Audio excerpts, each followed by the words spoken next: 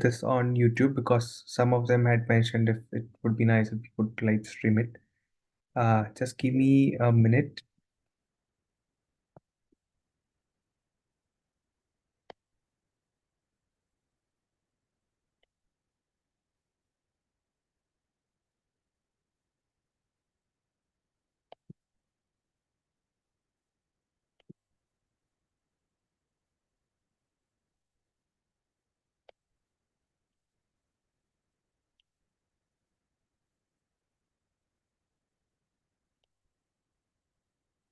Okay, this meeting has been live streamed on YouTube now. Um, yeah,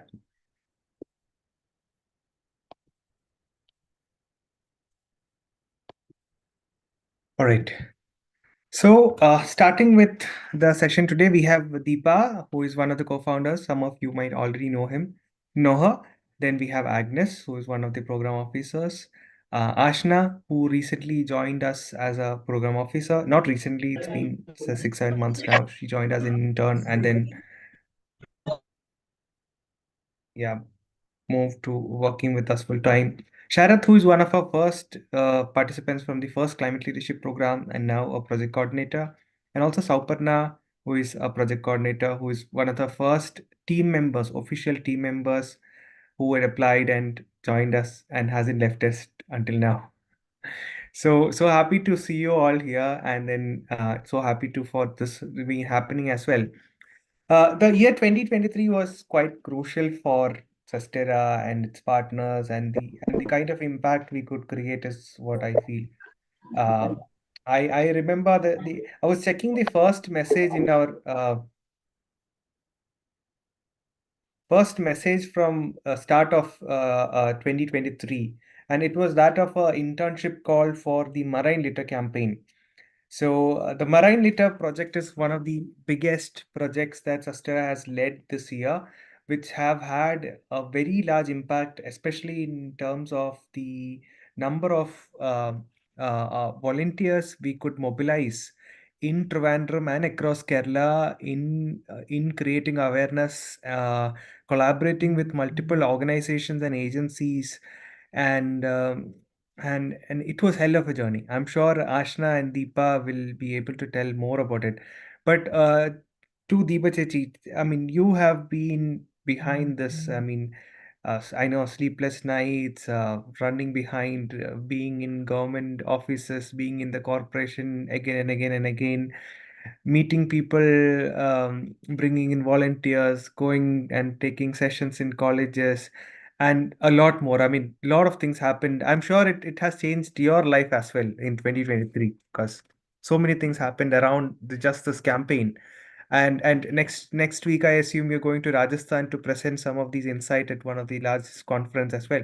And I also remember you being invited to meet the German Minister for Environment in Chennai, which came as surprise. But yes, Deepa got the chance to meet the Minister for Environment in of the German government, whom she met for a dinner based on an invite. So, Deepa, over to you. Tell us how your 2023 was with Sustera and the impact of the. Tell us more about the Marine Litter campaign.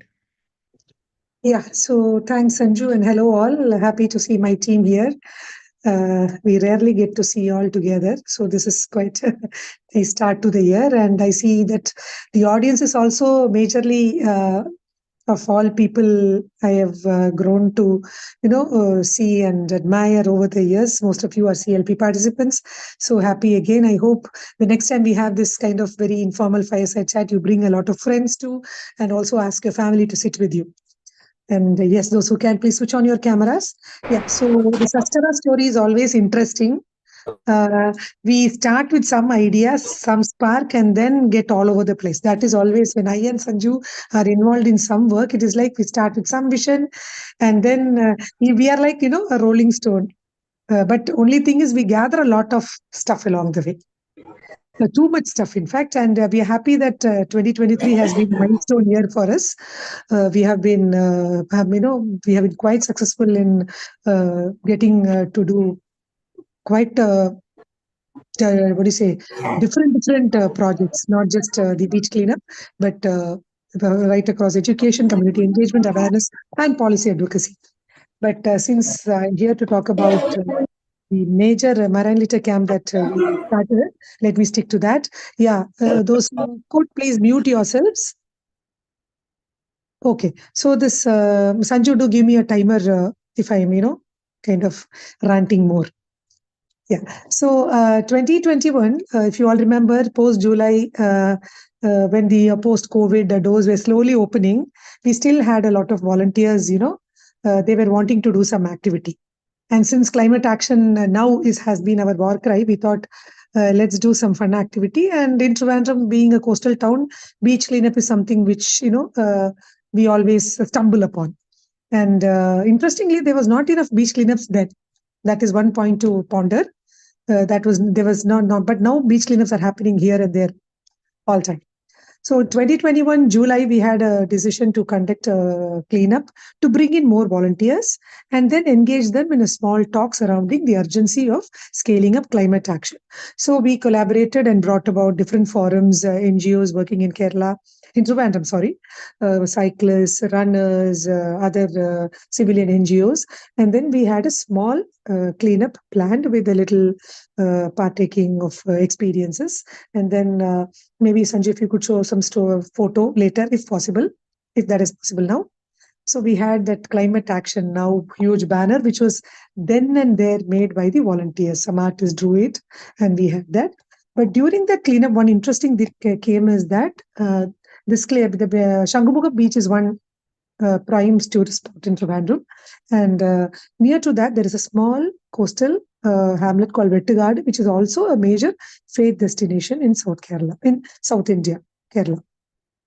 And after the cleanup, few women from there came up to me and said, we want to talk to you. And they said, you are cleaning up this with your team, but we have a real challenge of waste in our streets. Can you help us? Or would you just do this one time cleanup and go? So this conversation was a starter. And after that, that set me thinking.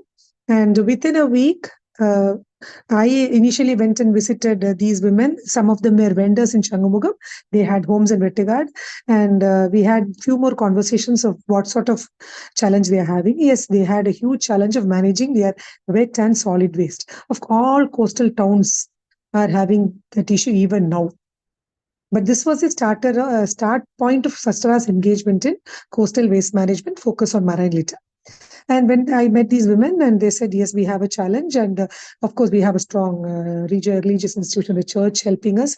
We do have the health circle here. We have the counselor, but still we still don't have a visible answer to our waste management woes. And from there, Sharath, who's here with you, one of the initial climate leaders, and another a person called Sam. He's a 4-time Ironman. We went and met a few people there. And one, again, the strength of network Sanju was telling. My partner, he is a cricketer, and he has coached some young cricketers in Kerala. And one of them was from Vettigad. So I got the number of his father. Again, cold calls. You try left and right to get some number of somebody in that location you want to work in. That is a first learning. And I am a person who never shies away from calling. The worst I keep telling is you get a no, but you will always get a yes, is my experience. So that was the initial call. I just called that person and used my partner's name, and he said, yes, we are waiting for somebody to come and help us. So that was the starting of this whole journey, and we went and the team members you see today were not there then. Sharath was not part, but he was a volunteer then, and he came. And we had another person called Jenix. We went to the church, just met the father and the young pastors and some committee members. And they said, the first question was, okay, you are yet another NGO is coming here and trying to do something. What will you get out of it? So that was the first question. So that is where our challenge started. And we said, no, we don't want to get anything out of it. This is going to be learning for us also. This would be a pilot for us in this engagement. Since it seems to be an imminent problem, we thought, well, let's, try to work together and can we make a pilot of it? And we thought it was very easy. But then uh, when we started actually engaging, we understood that waste management is not a single person or group's, what do you say, addressal possibility. That is where we started to learn about waste management, and we understood, okay, the challenge is not just limited to Vettigad, it is all over Kerala, all over India, and maybe it's a global problem now. Often when we talk climate issues, waste management seems to pop up everywhere. So we spoke to the church, and then we understood that waste management as a circle. It is linear, still linear majorly, but we got to we went deep into the stakeholder study. We found that you have the administration who have policies, regulations, people through the health department, and we have the community involved with the challenges and their behavioral issues. Then we have the end line takeaway agents. Then we have the advocacy groups. Then we have the different community forums, right from the church to the business vendors there, being a touristy spot, the visitors, educational institutions, name who. It was a microcosm that we had to engage with, and we drew a story map. And from there, we thought of how to engage with them, because we were nobody. There was no takeaway agent. There was no. We have Kerala has a Harita Karma Sena. That there is a system where we have a set of women, or we can't say women, people from across genders who come and engage in the takeaway of solid waste, ward to ward. And then what happens to that waste after that, still now there is no clear story. Somebody has to delve into that later. But of course, in Vettigard, we tried to join the dots. There was no working waste management agency there due to challenges. Of course, the system had tried that. That was the beauty. We understood that if we get to that grassroots level, everywhere that system has tried, because of issues from the community or from the within the system or from other technical logistical perspectives, that is how it had failed. There was never a point where we found that now somebody had not pioneered some solution there. So that is what gave us hope. So we tried to revive it. And one way we wanted to be try to address it by engaging the community, especially the youth, with regular beach cleanups. The church also took part in it, and we had regular weekend cleanups. And after that, this started in August 15th was the first cleanup which I just mentioned. After that, from September 21 till almost March 22, we had regular cleanups in Vettigard. In between which, in November, they had a 10-day long faith festival there, which is an annual feature during which more Deepa, than 5 uh, yeah, I just want to ask, how many cleanups were we able to do, and how many volunteers yeah. were we able to So mobilize the until point now? is, from the initial, we didn't have a number at all. Let me just finish with that. We were just looking at every month, maybe a 2 or 3 weekend cleanups. And after this November Faith Festival intervention, we did the green protocol work there. The corporation people saw us in action. So we had volunteers from colleges doing 3 times vetting of the waste generated by the vendors. We had reels done to engage with the audience. We were having waste points being highlighted, and we had youth from the community there, as well as from the urban spaces coming in and hand holding, so that we could. It was actually most people after that festival, they came up to me personally, those who I knew, said this was the first time that they saw minimal to no litter around the church after that festival. So after that, we got a call from the corporation, and of course, we had GIZ, another development agency from Germany. They said, why don't we take this up as a major project? And for us, as Sanju said, this was a major, one of the most biggest project for us, because through that we could increase our team strength, bring more contributory people to the projects.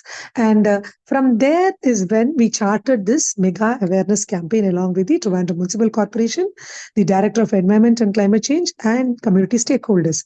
So that is how this campaign came about. And the objective was very clear. We conduct 50 weekend cleanups.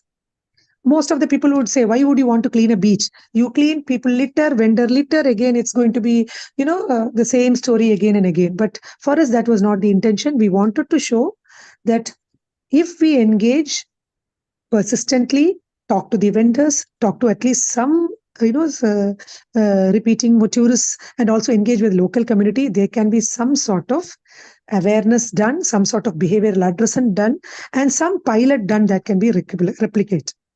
A protocol can be created. So this 50 Okay. cleanup, weekend cleanup came about with an intention of creating a protocol for hyperlocal cleanups and doing a assessment of how much waste is washed by the tides as well as littered by the public post and pre-monsoon, and finally getting an assessment, a judgment of how many from the community, both coastal and urban, would turn up if you start such a project. So Okay. this was the major All right. addressal we were looking into, and right Yeah. now, after 50 cleanups, it's been 11 tons of waste collected, more than 2,000 volunteers engaged with, and my personal team, for a right from Genix, then Shilpa, my team also has been evolving. Yeah. Right now, Ashna and Gokul are engaging in it. Yeah. Yeah. So moving from there, let's go to Ashna. Ashna is in fact, Ashna joined us as an intern at the start and then decided to stay with our team. I remember the first day meeting Ashna, she joined us for a cleanup and then um, post that, at that particular cleanup, we had a lot of tea that was left. Apparently because we didn't want to give tea in plastic cups, so we rented some of the stainless steel cups and then also brought in tea from one of the vendors outside, and there was a lot of tea left and we didn't really want to throw tea because it was milk tea and it was still hot and warm. So I remember us thinking of what can be done. We were at Valley, and then suddenly we thought, why not give it to the vendors there? Because it was provided by this bakery called MRA MRA, or no, I think it was provided by Supreme. Supreme Bakers, and it was really good tea. And then we didn't want to throw it. And I remember Ashna, pouring the tea to another flask for the vendor to sell it again. Um, because it was hot, warm, and there's no problem at all. And just that we couldn't finish it, and we didn't want to throw it. So that's how I mean, the first day I remember Ashna joining us, and we had mentioned, see, this is how it's going to be. It's going to be a tough journey. It's not easy. And then that's how we invited her to the team. So Ashna, tell us a very unique experience. I mean, you have been part of all the last couple of cleanups, and then tell us a very unique experience, be it a challenge that you face. I know a lot of the times, especially in the last couple of months, rains and then not having volunteers sometimes, or the waste collection being late and all of that, and public response, etc. Tell us a very unique experience in less than 2 to 3 minutes that you faced. Yeah. Yeah, actually, after that tea experience, one of our main job is to, to give out the leftover tea and snacks to other local people around there. So we make sure that it doesn't go to waste. So that's one of the main ritual that we do every cleanup, beach cleanup. Okay, then coming to major challenges, yeah, we have faced few challenges. Maybe it's due to rain, like in between a cleanup, it might be raining heavily. So we need to find a place where everybody could stand. There will be like 50 volunteers and we maybe sack full of waste. So it was pretty difficult, but the volunteers also actually very well cooperated with our team. Uh, yeah, and one of the challenges that we faced was like during one cleanup, we had a little miscommunication with the takeaway partner. They usually provide us with sacks and gloves. And so, like, I think 50 volunteers came for a cleanup, and we didn't have sacks and gloves to give for that cleanup. So, Sorry, sorry. Is it feeble for all or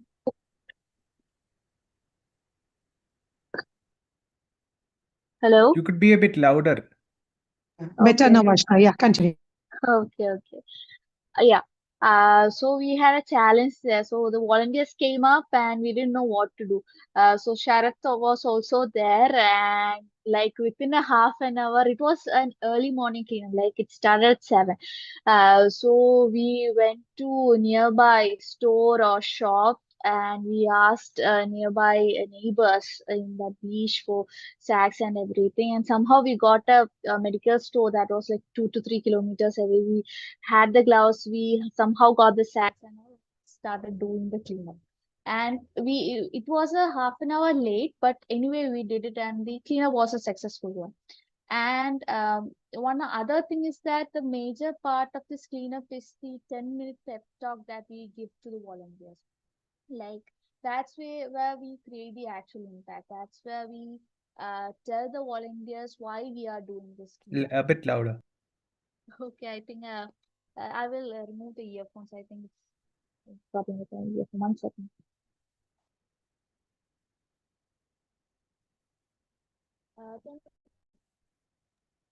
Hello? Yeah, better. Better, right? Okay. Yeah, where was I? Yeah, about the pep talk. Yeah, so that's the important part of cleanup. So we use the beach cleanup as an awareness tool where we could get a whole bunch of youth volunteers, mainly from the city, to know what's happening in the beaches. So like, what's happening to our waste, like how it gets ended up in the beach. We talk to them about how the waste gets there, like how our, like, it affects the marine life, what are microplastics, how it affects our life. So basically when we tell the volunteers about all these stuffs, most of them will be like starstruck. They don't know like what's happening. Most of the volunteers doesn't even know about microplastics. It would be something that that they will be hearing for the first time. Yeah, so I think the pep talk is the main thing, and it has influenced most of the volunteers who have come there. Yeah. Just one last question for you for regarding marine litter. You have seen a lot of waste, lot of different kinds of waste. I'm sure you have seen diapers, you have seen sanitary napkins, Yeah. you've seen plastic covers, you have seen different types of waste. What is the most common one that you have seen? And also, what is the most weirdest one, the something that you never expected to be in the beach that you have seen? Common waste would be, I think, single-use plastics, like basically lace packets, shampoo packets. Or if it's a tourist spot, it would be like plastic spoons or the plastic container where they give pani puri and all. Ice cream covers. Those would be the common single-use plastic that we see on beaches. Yeah, as you mentioned, we have seen like sanitary pads, diapers, urine bags, syringes, everything there. And in local beaches, we see like all kinds of waste that could be generated from a home. Like, I've seen a photo of a small child, like a framed photo. It was actually a waste that was on the beach. It was a photo of a small child. I've seen that. I have seen garlands or like small toys. We usually see like colorful, small, tiny toys. So those are things I think that have struck me really hard. Yeah. Okay. So moving on from Ashna, let's travel to Uttarakhand. So this year, fortunately, we were able to go to Uttarakhand. We did a climate leadership program there. Now, Uttarakhand, as you might know, is placed in such a position that it's highly vulnerable to impacts of climate change, considering its geography. To reach from one place to another might take hours because of its diverse geography and very beautiful geography, I would say. We were given the task of doing a climate leadership program there for Uttarakhand. It was hell of a tough an experience, as in from selection to doing the program, finding the experts for the program to talk in local language, in Hindi. All of it, our network helped. Um, and and the most important thing was, instead of doing it in Dehradun, we decided to do it in a small village called Champavat. And and this beautiful village, and on one of the hilltops is where we stayed and did the program. So Saparna, could you tell us about the experience of being in Uttarakhand and being with the climate leaders? Something unique that you observed there? I know we have lots to tell, like the broccoli and the milk and all of that, but something very unique, and also about the cohort, that what you felt about Uttarakhand cohort. You have worked with Kerala cohort, you have worked with Tamil Nadu cohort, yeah. Yeah, so as Sanju mentioned, uh, the place we selected for the offline event was Champavat, uh, which is a very difficult district to get to. like even for those who are from Uttarakhand, it would take 2 days of travel to get there. And the roads were really bad or under construction, and the hilly terrain would make it difficult for a lot of them. So it was a risk that we took.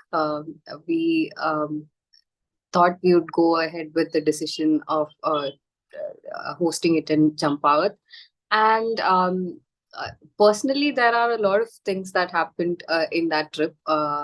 So I went a few days earlier to figure out the logistics and stuff.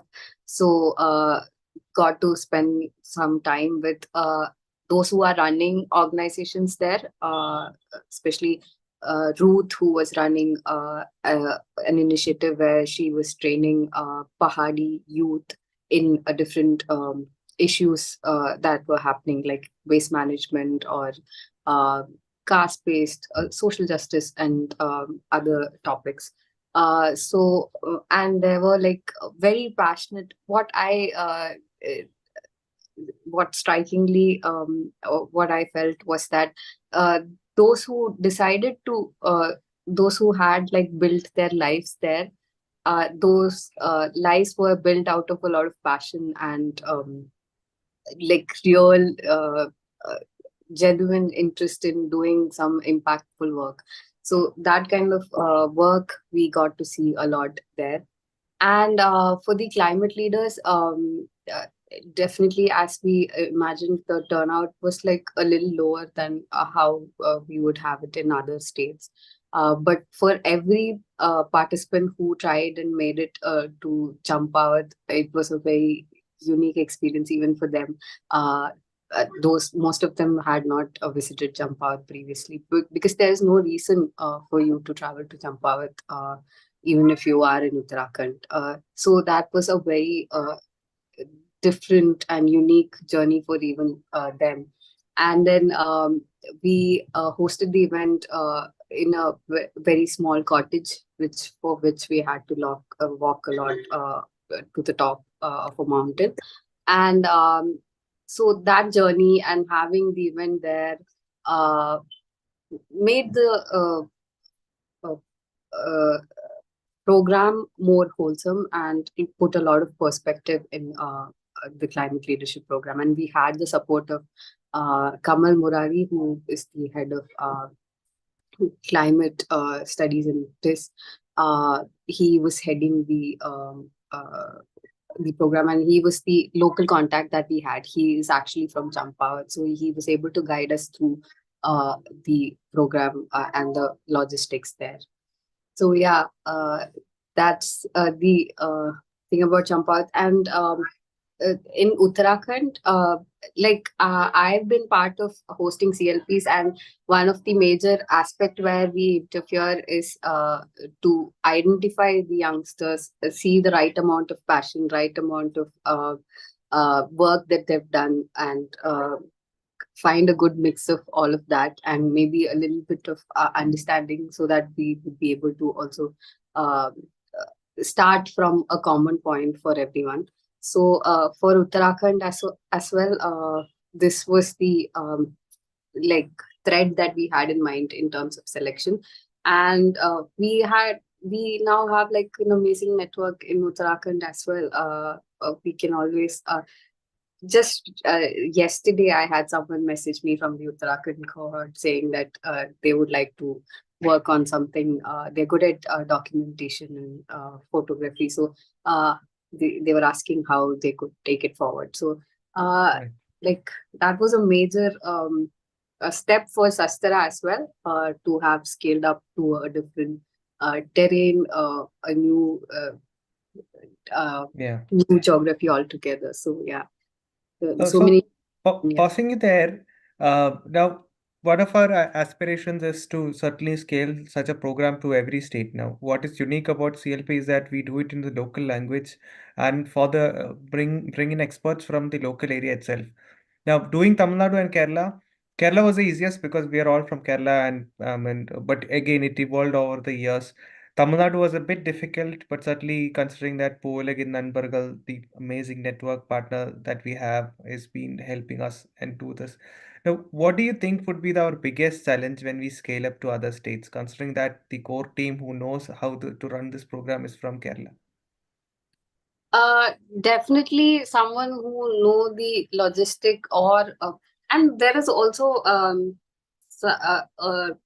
temperament, I'd say, like, or the way in which youth would react or respond to issues, and uh, this thing that is built according to your culture, and there's a lot of impact that your culture that you're born to can play in the roles that you would take, I feel. So the responses are different as we move from state to state.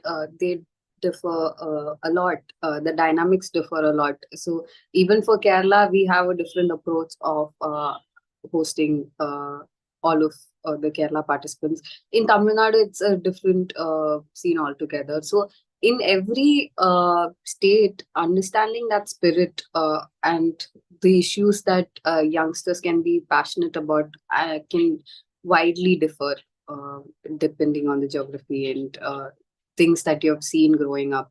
So those things, understanding that those are the key in launching CLP in any state is what I feel. And having a local partner would help you get a sense and sensibility of what the state is going through altogether. Thank you. Thank you, Saparna. Now, moving on from that to Agnes. This year has been quite interesting for the work Agnes is leading. She's leading some work related to the Genre collective that we are building. So we have a project focused on restoration work, mitigation as well. We have some work, major chunk of work related to disaster relief. So Agnes, tell us about the recent thing that happened after Chennai floods. Now, right after Chennai floods, initially everyone thought it's not a big deal. Chennai has been facing it every year now, and then there is not need for much support.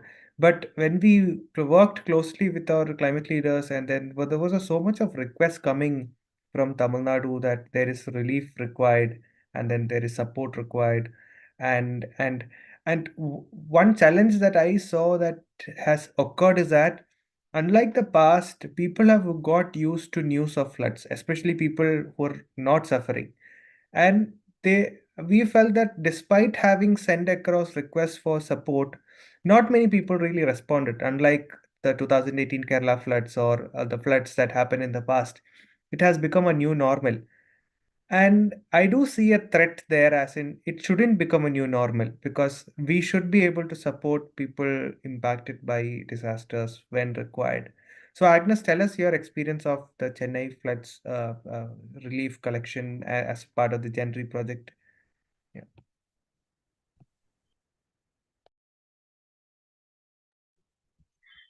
Hi Sanju, can you hear me? yeah, yeah. Okay. Yeah, myself Agnes. I'm working with a SUSTERA team from last 20 months. So I got introduced to CLP and SUSTERA through Climate Leadership Program 2022. And regarding the disaster management thing, what we are currently focusing with the project Gentry, and this is actually mostly for me personally. The things like I personally feel like I become a hero in doing a disaster management thing, because it's if I'm staying as an individual here and I couldn't never been work with a doing a hands-on support with a disaster management things at Chennai. So I personally now also, even now also, I feel that strength and the motivation we as a team had done during that time. And we suddenly like during that time we our CLP Tamil Nadu was going on. So we got get to know about the grassroots workers through the climate leaders from the Tamil Nadu cohort. So one lady, her name is Bhuvana. They were associating with the Uravugal Trust, which is a social angle they are working mostly. But that was the right time. We got the right person to connect with the grassroots level. So she had a plenty of contacts, and we through the conversations we developed a kind of a very good communication and so much reliable person. What I feel, that was my gut feeling during that time, and I'm very much be confident and very much so confident to take up this work that Sanju and other teammates had given me. Even Sharath and Deepa Chechi also had given me that what the person who I am in touch with, we can take up whatever the things we can do. That was the great, one of the greatest moment, and being as a team and the trust they you all are given to me. So after that, we started a group with the local active volunteers, and very quickly they were communicating with what all the things they needed, and I also able to communicate to them that listing out the things and prioritize the things. And I feel what doubly like we are as a Genry team and SUSTERA team working here, and along with the Uravugal team also, like I feel so much like it was a sleepless night for me also, like for a couple of days. And because they were able to communicate with us in the night time only. So that's how, yeah. Then immediately we had given some money transfer to Uravugal Trust. But by that time, we were realized that money is very much speechless during that time, because the materials were not able to they are not able to buy the things in the shops and kind of things. So that time, very much confidently, Sanju had put an idea that we can collect the things, and we have like Sastira have already previously had done the similar kind of things, so we can take up that. So yeah, that we opened the collection center at our office, and Ashna and Google, our teammates, were take up the things, and Amjad also. So this is all the, like a kind of a lot of communication transparency has to be keep. Lot of risk were there, but we all are very much confident that this is the value we are keeping. Like no matter in where the things are, like how hard it is, like we should help. This is our priority, and this is how the value we are putting on onward. So yeah, that was really good time. And also Nihal from our team, all the, even if no matter the intern or like a program officer, no matter, like we never feel that any hierarchy in taking decisions and taking up the leadership, and that was the good time. Then we opened the collection center, and we had done a lot of outreach, and we shared the like multiple options for the like a material collection. Like even then later stage, Amjad, when Amjad come to the team, and he had suggested we could tie up with the colleges, and Ashna Gobel took a lot of initiatives for that. And so we were able to connect with the 4 colleges from Trivandrum, and they also gathered the materials, and some colleges raised amount also. So altogether, we were able to transport the things of materials as well as money in worth of 35K. So that is kind of a very very much proud moment. And yeah, we know that this is not the time to become a proud, or like there is a paradox in that. But I would say, like as a team, as a small team, and working this kind of a situation, this much distance, and it helped us to be stern on the values what we are looking forward, and on the right time, right people, and taking a reliable communications and transparency. So yeah, that would be, I would say, the learning mostly. So it makes me like more confident, and we are like we will be looking forward for having a network of people like this, and ground actors and policymakers, and not only the hands-on support for the disaster time, but also making them to how to become more resilient, and also be like, yeah, in that way, like that is what we are as a Gentry team, we are looking forward to coming year. Yeah. Right. Thank you, Agnes. So moving on to Sharath. Sharath is one of the climate leaders, as I mentioned, and he has been with worked on various roles, and is one of our star climate leaders, I would say. And you have personally been through a lot, as in your story of resilience during the 2018 floods itself is something that all of you should hear sometime. But despite all of that, you have been part of the Gentry project for, especially in 2023, you've been working on that. There are a lot of challenges that we faced, but yet there is a substantial impact that we could create as well. So could you narrate about that in very short 2 to 3 minutes? I know it's too short a time, but also quickly, and also tell us your experience about going on live television, on national television on Environment Day.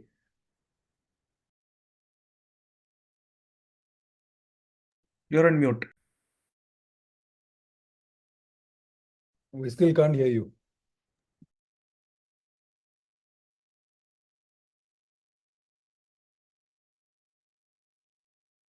No, no. That's fine. Don't panic. You can quickly go and come back soon. As in, you can join from another device, maybe. Yeah. Okay.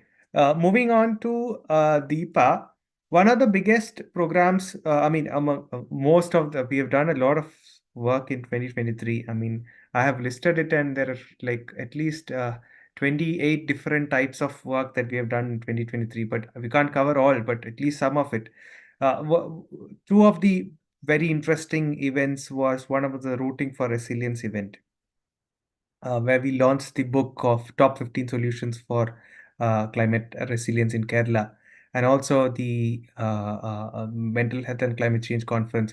So Deepa, quickly and shortly, could you tell us about what was the impact of Rooting for Resilience, and why we are not able to scale it up to other districts as well, or why it's necessary? Yeah. Yeah, so as you said, more than 25 programs in a year is with a small team is quite an achievement.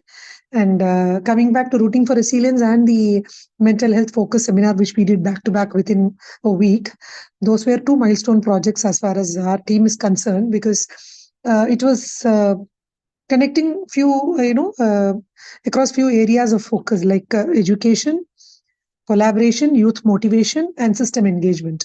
So, through these two programs, we were focusing on few areas. As in Rooting for Resilience, it was bringing together volunteers focusing on community engagement in climate action.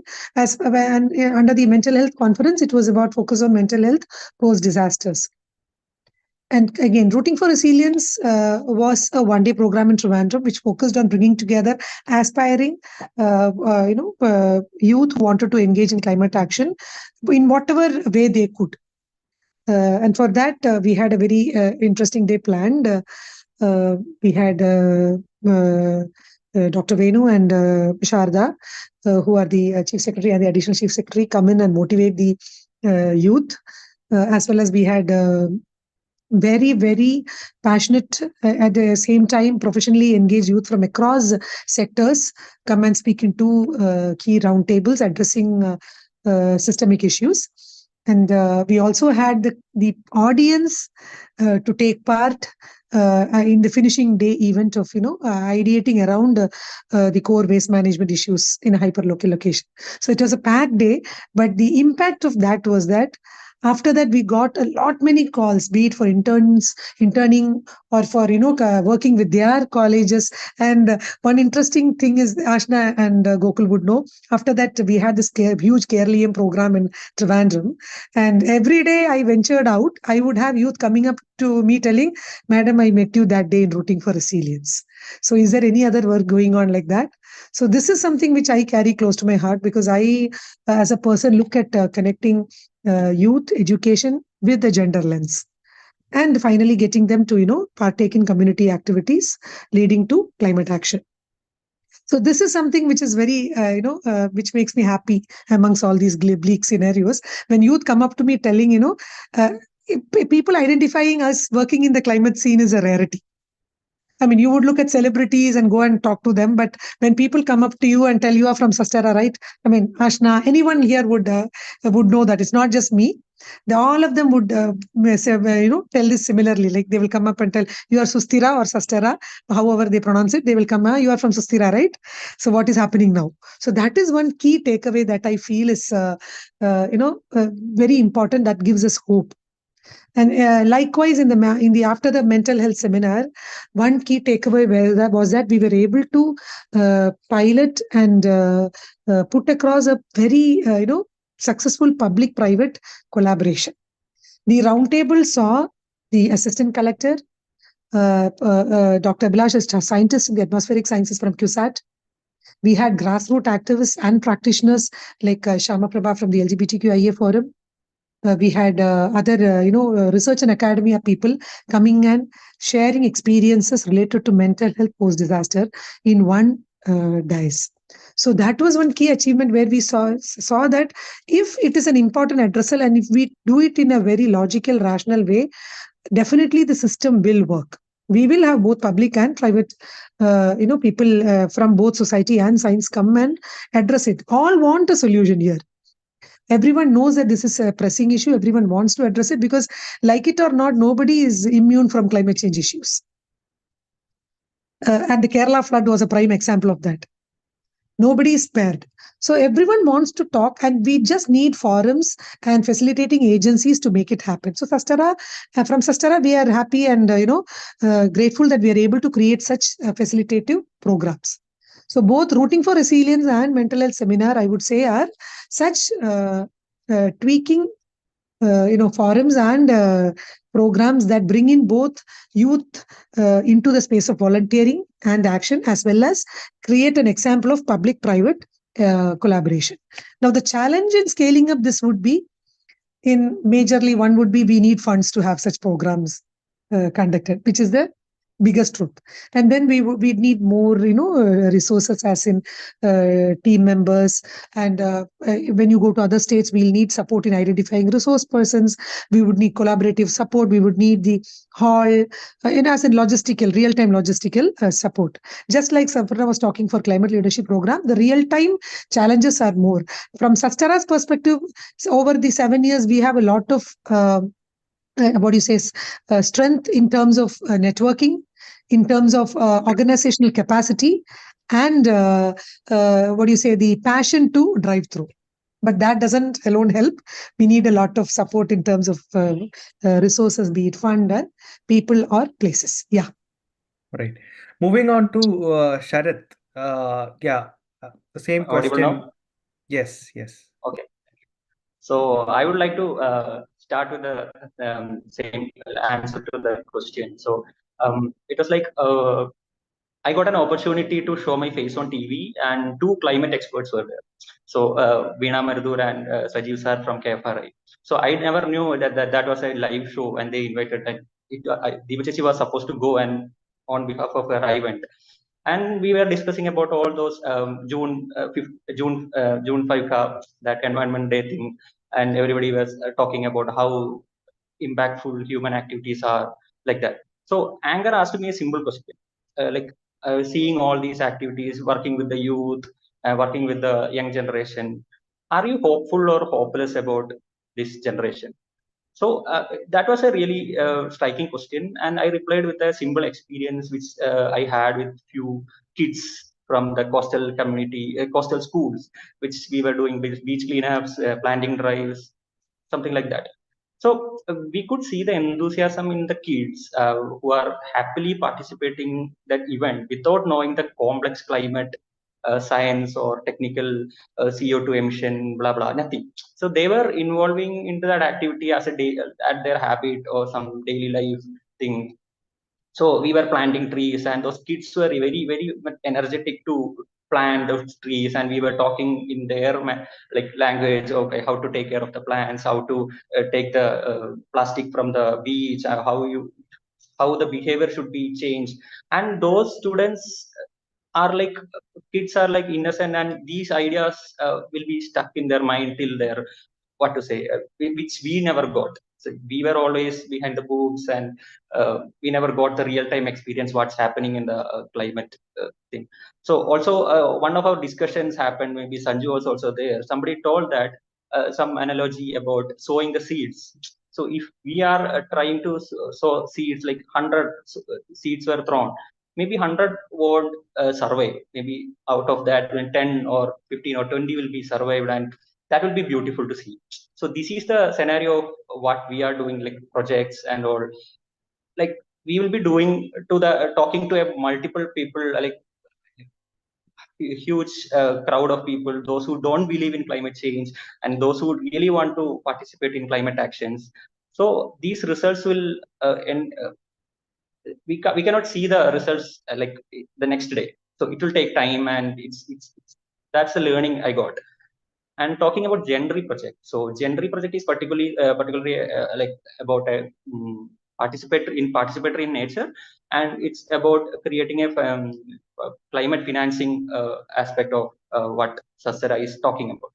So over the past 1.5 years, the Genry collective is in its pilot phase, and we were able to plant around 650 above mangroves and 1,000 plus tree saplings, bamboo saplings, and we were able to provide around 30 BLDC fans, which is energy saving in nature. And we were doing all these apart from the disaster relief activities. So Agnes talked about that. So and we were providing bicycles to women and youth, girls. So collectively, we were able to do all these projects in the vulnerable localities where I spoke. Those kids were also there. So this is a, what to say. We are creating a generation, or enabling a generation to rethink their lifestyle or rethink their consumption, or whatever it is, whatever words we can use it for, like rethink, redesign. So that's a huge takeaway. And I should mention this 2018 was a crucial year for me. So two incidents happened. Maybe I could say it was flood, which I got severely affected. I was trying to do a startup, and it got failed. I'm not talking about that story, but in 2018 itself, when SUSTERA announced this first cohort of climate leadership program, I was able to apply, and that changed my the whole thought process. Like I was doing an MBA in energy management. Even if I was doing that energy management thing, but I never knew that I was learning a course that is relevant to the climate science. So after doing that climate leadership program, only I got that connect between what I was studying and impact in the society. So that's a huge thing to talk about. So yeah. All right. Now it's almost been an hour. Now what we'll quickly do is we'll listen out to Suhail and Roshni shortly, and then all of us will answer just one question on what is your message for the world, uh, as in for 2024, and as we go ahead together working in climate action, what is your aspirations or ambitions for the upcoming years, personally or for the organization itself? Now, Sohail joined as a volunteer with us. He's a well-experienced senior person who has been working with us on some research work as well. Um, uh, yeah. Sohail, just a quick question. I know, I mean, how does it, you extensively work with ISTG on big policy research and research work, and how is it to work with very young, early stage organization? Yeah, it's completely different in that there is not a top-down approach, meaning the captain of the ship decides the course, and the ship engineer sets the engine. This is a much more a flat organization, and the ideas actually evolve through the talk. So, there's an idea. Sanju has the idea, then he talks to me, and then I give some input, and it evolves. And I think that flexibility is sort of refreshing and different from these kind of larger, older, command kind of structure organization. And the other, I think the most important thing I feel is that the organization is adaptive. It is not fixed into a certain mold. It is willing to explore and I mean, obviously with an eye towards becoming financially sustainable, but is open to trying different things. Because as so actually in the old organization I worked with, my boss talked about how in his youth the NGO sector was, and how he was one of the newer versions where they tried to bring in change and try to bring in this multi-stakeholder engagement. But I think you guys are SUSTERA has taken it a step further. So yeah, it's very nice, very refreshing. Thank you. Thank you, Suhel. Good to have you on board, and looking forward to some impactful research work in future. Now, Roshni had joined us 3 months back as an intern to help with our climate leadership program, and she has been part of the offline events of climate. She herself applied for the CLP program, but it did get selected. But thankfully, she was able to be. I mean, the lucky thing, Roshni, I think, is you were able to be part of both the programs now. You applied for just one, but you literally was part of all the sessions of Tamil Nadu, all the Kerala sessions, and both the offline events for both the states as well. How is your experience of the offline events go? Yeah, what is your outlook for a larger leadership network of these young champions?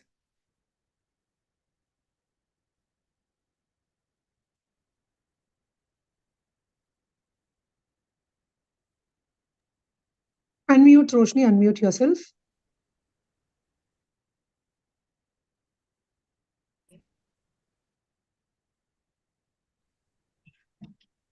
So I had a very great experience by being a part of both CLP program Kerala and Tamil Nadu. First of all, I was little bit. I didn't had that much connection with youngsters who are working in ground for adaptation and community resilience. So I was feeling a little bit hopeless on that time. But after getting so much great minds, beautiful people into my network, I am feeling little hopeful, like to do a lot of things. I was telling that now I am feeling very confident to intervene in wherever I can. So that's the feeling that I got from being a part of both CLP Kerala and Tamil Nadu. And I feel like I can reach out to a lot of people, especially in Kerala. I didn't have that much connection in Kerala, so I can reach out if I can have any doubts also. So that connection is one thing that I got. At the same time, most of the sessions were so good, and a lot of ideas came to me from these sessions only. So overall, my experience was good. So that's it. Thank you, Roshni. All right, to the last part, and then if anyone wants to add, any of the participants wants to add, feel free, because most of the leftover participants are either one way being part of SUSTERA or the climate leadership program. So good to see you all here. So yeah, the final question was, what is your outlook for the 2024 year, as well a message for the future? You don't, yeah, however you want to tell it, very shortly, less than a minute each. So we'll start with Deepa, and then you can pass it on to someone. I think the others should do. Let me end. All right. Aparna, we could hear your cat also talking alongside you. Yeah. Now, we could also hear your cat talking about alongside you On the the last mouth. time. Yeah. Yeah. So quickly, by just collecting my thoughts, I'd say Agnes and I were speaking like post the CLP offline events. We were saying we were thinking that every work that we do is very significant and the need of the hour and impactful, all of that. But like oftentimes in the other work that we get to do, or like that we need to do to make these happen, uh, putting these conceptually gets a little lost. So I feel like for 2024 and for Sastera, my vision would be that we put things conceptually really well and uh, uh, put them like really nicely so that we can explain it to everyone at the impact that we are making. That shouldn't be lost in the process of doing so much. As Sanju said, our documentation has been really poor over the years. That part also is something that we need to work on. And personally, I would also like to contribute and polish my skills in research, because that has been the training in the past. So if there are opportunities, I'd like to take mentorship and do like evolve in my research skills as well. Yeah. And a message message for others. I didn't get that.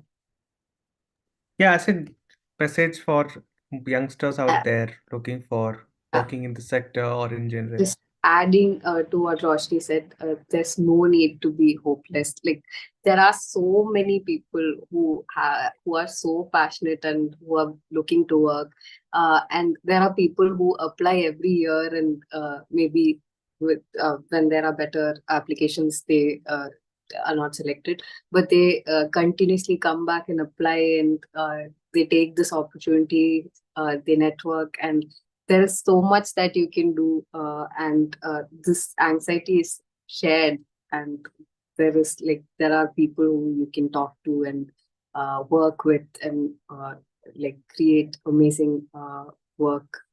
So that would be the message there. Don't be hopeless. There's so much hope. And you can pass it on to someone. Yeah, Sharad? Yeah.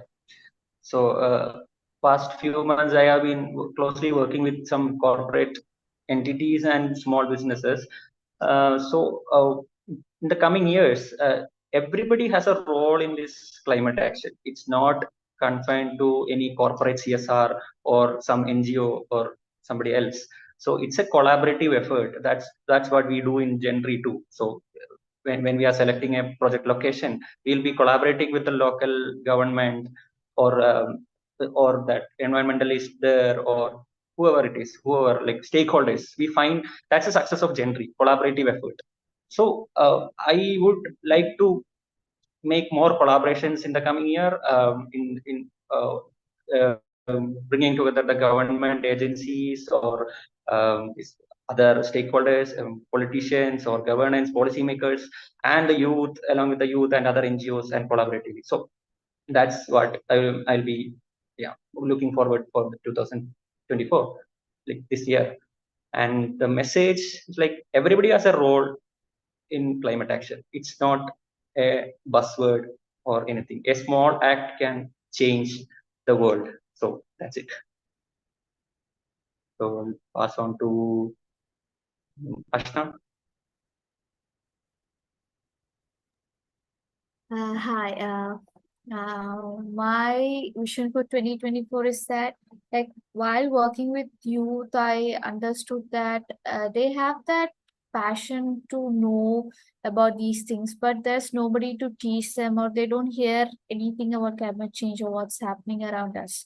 So I think I would like to work on projects where, we could create an impact on such youths, maybe school students, maybe college students. So yeah, that would be one of my 2024 visions. And as a message, I think it's to be hopeful. Yeah, that's it. Then I'll pass it to Agnes. Thank you, Ashna. Yeah, for me, uh, like organizational or personal, both are same for me.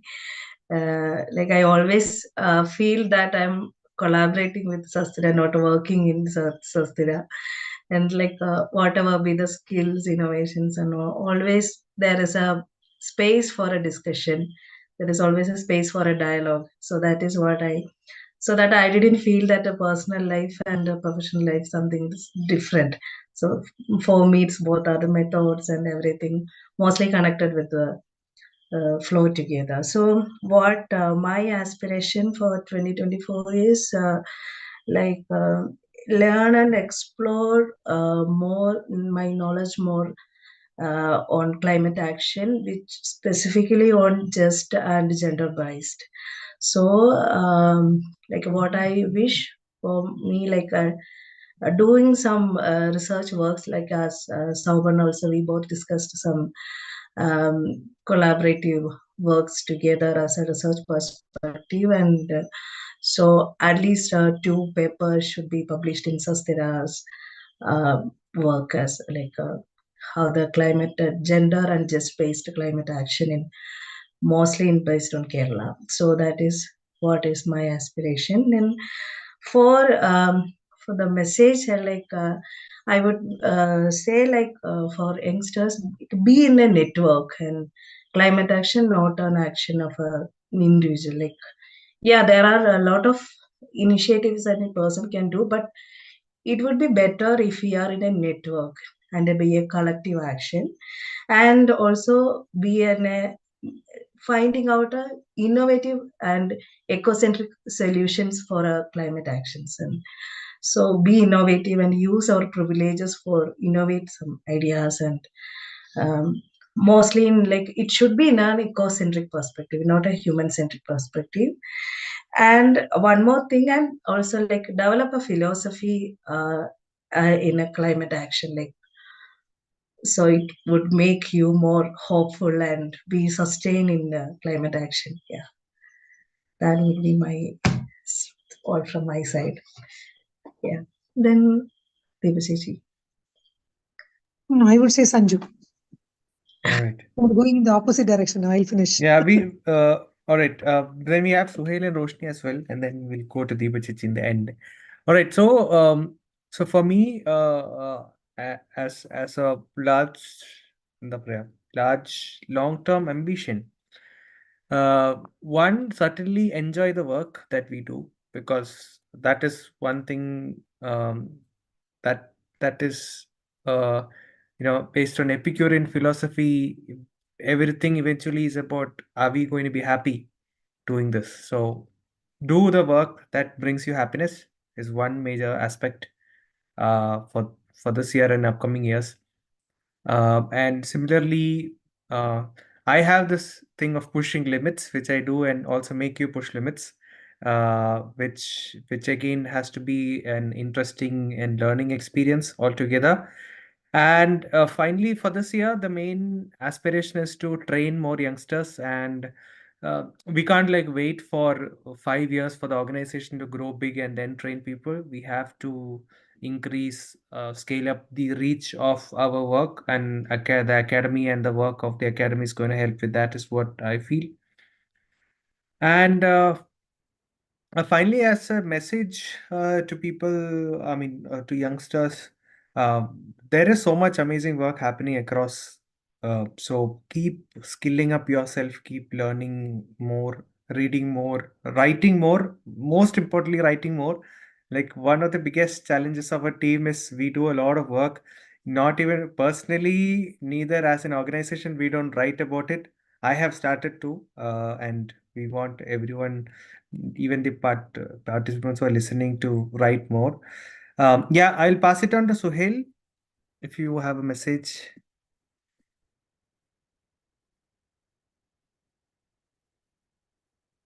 Hi. So yeah. So my message is, this being in such an organization and also being in this time of climate change, I think, when you have grandchildren, the kids will ask you, what were you doing then? So all of you guys will have something interesting to say during that time. This is how I contributed. So yeah, definitely continue contributing. That's my message.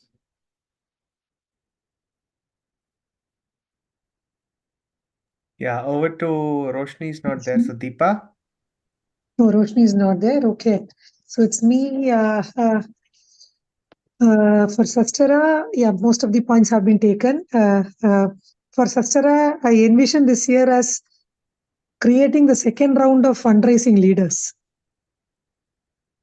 Though making more calls, bringing in the needed funds for projects. I hope some of the team are going to unearth certain rocks now. That is one vision I have for this year. And also, yes, focus on documentation, doing fewer, maybe not too few, but enough, but more impactful projects. Big focus on definitely youth involvement, system involvement, focusing again on gender and inclusivity. So that would be something, each project, if it would have this edge to it, that is something I would want to focus on. And personally, I'm yet to finish a degree in the work, in the space I'm working in. I keep starting courses, I never finish them. So this year I hope to finish at least one course, at least a teeny tiny one. That is one thing. And the message out there would be, everyone here, I would definitely want you all to speak more about this pressing issue in whichever way you can, in whatever way you can, in whichever space you get. Like simple, like, saying no, let it be saying no to a plastic straw. I had a fight yesterday over that at 11 o'clock in a juice shop here. And what started as years ago, this narrative which I and Sanju, Namak straw and let's say no to straw, we started that one program. So start speaking very strongly in issues you feel deeply about, passionately about. People might ridicule you, people might not listen to you, but everyone knows climate action, change, the doors have opened. There is no looking back. So speak more, maybe to your family, to your friends, to your colleagues, in whichever ecosystem you are on, at least one sentence a day, if not one sentence a week. Do start speaking more to people around you. And one thing I learned from my experiences, if you start speaking, you see that there are leaders around you. It could be your mother, your father, your family member, it could be your friend. Somebody would be doing more amazing work than you in this space. It need not be professional. They could be doing something very small but amazing for climate action. So speak more. You might inspire, you might get inspired. And so just I want you all to carry this message home and again tell this message to others. We need to have more and more informal speeches. Like when we talk about education, climate education, it is more formal. But we need a lot of informal conversations happening around this urgent need. So please do that. And while you do that, please make sure you put on your gender lens. That is one very, very important thing. The team here knows, from logos to projects, the first thing I catch is gender. So whenever you speak, whenever you act, whenever you